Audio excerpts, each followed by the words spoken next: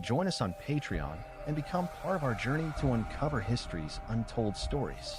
Your support helps us create in-depth content, bring hidden narratives to life, and keep history alive for everyone.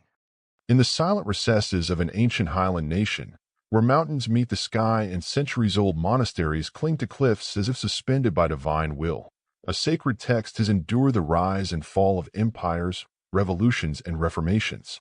Guarded by the priests of the Ethiopian Orthodox Tewahedo Church, this text is not merely a version of the Bible. It is a different Bible altogether, one that includes books long banished or forgotten by the rest of Christendom. These scriptures, inscribed in Guizi, the liturgical language of Ethiopia, contain what some have called the Forbidden Prophecies, startling visions and apocalyptic revelations absent from both the Protestant canon and the Roman Catholic Bible. They are messages from the edge of the ancient world, narratives of cosmic warfare, divine retribution, and messianic redemption that speak with strange and haunting familiarity to our modern uncertainties. While Western theological scholarship has often focused on the so-called Apocrypha and Pseudepigrapha, texts excluded from canonical scripture, the Ethiopian Bible, with its 81 books compared to the standard 66 of Protestantism, preserves writings that most of the Christian world has never seen. These are not merely theological oddities. They are prophetic documents that purport to offer divine insight into the fate of nations, the rise of false religions, the spiritual nature of cosmic events, and the ultimate triumph of righteousness.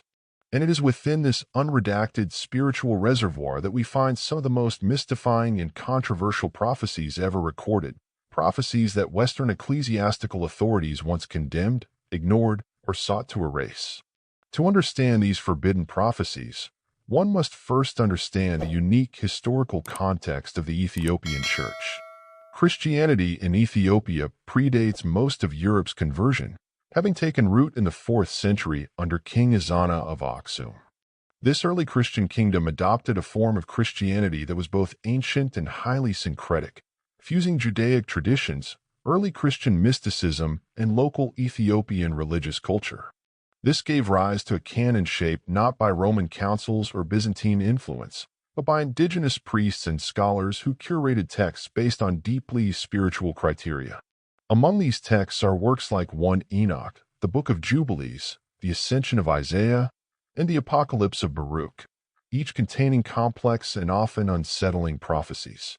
The Book of Enoch, perhaps the most well-known of these, expands upon Genesis with vivid details of fallen angels, hybrid offspring called an Nephilim, and a series of heavenly visions that describe the judgment of the wicked and the establishment of a messianic kingdom. Though once widely read by early Christians, indeed, it is quoted in the New Testament book of Jude, Enoch was later declared non-canonical by both Jewish and Christian authorities. Yet in Ethiopia, it remains scripture, revered and memorized, forming the backbone of an alternative eschatology that views the cosmic battle between good and evil as an ever-present, observable force. In the Ascension of Isaiah, another prophetic text preserved in the Ethiopian tradition, the prophet Isaiah is taken up through the 7 heavens, witnessing the fall of Satan and receiving visions of the birth, death, and return of the Messiah in terms far more mystical than found in canonical Gospels. This prophecy emphasizes the dual nature of the Messiah as both divine and veiled in human form, a theme remarkably consonant with the Christology of the Ethiopian Church, which has long held to a unique, Miaphysite understanding of Christ's nature. The Book of Jubilees, sometimes referred to as the Lesser Genesis, retells the narrative of Genesis and Exodus, but structures them around a calendrical system and divine cycles of Jubilees, 49-year periods marking divine epochs. Within it lie hidden chronological prophecies forecasting the corruption of the temple, the coming of apostasy, and the eventual restoration of divine order by a righteous priest-king. These predictions, deeply interwoven with numerology and the sacred calendar, were dismissed by Jewish rabbis and Christian bishops alike for their stark departure from authorized sacred history. Yet they survive intact and revered in Ethiopian Christianity.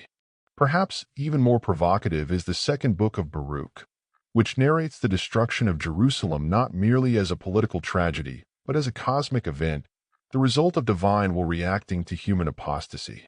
It contains prophecies of a coming messianic age where the righteous dead will rise and the world will be remade, a vision of restoration laced with urgency and moral warning.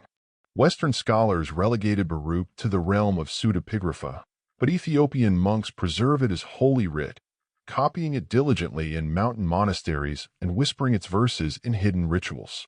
What makes these prophecies particularly forbidden is not just their exclusion from Western canons, but the content itself.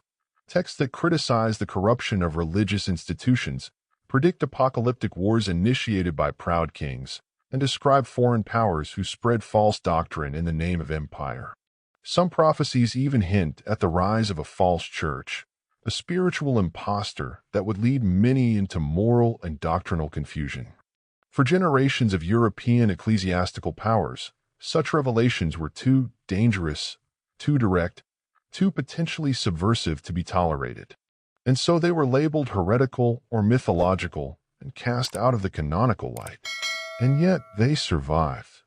In stone churches carved into cliffs, in illuminated manuscripts bound in leather, and in the songs of the keen poets, Ethiopia's liturgical troubadours, these prophecies continued to speak. They survived because they belonged to a living tradition, one unbroken by Western theological gatekeeping. They offered not merely end-time warnings, but hope, a promise that the spiritual truths hidden from the powerful would remain accessible to the humble, the faithful, and the watchful. Today, as the digital age opens once-hidden manuscripts to global scrutiny, the forbidden prophecies of the Ethiopian Bible are receiving renewed scholarly attention. They challenge us to reconsider what counts as scripture and whose voices have been suppressed in the shaping of Christian history. These ancient visions, once thought too strange or politically inconvenient to be scripture, now whisper across time to a world once again in crisis, offering visions of judgment. Yes, but also visions of justice, restoration, and divine fidelity to those who wait. To dismiss them is to risk repeating the arrogance they so fiercely condemn.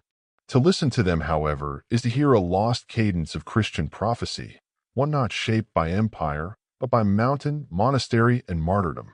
Perhaps in these forbidden texts lies not only the past we ignored, but the future we must yet reckon with.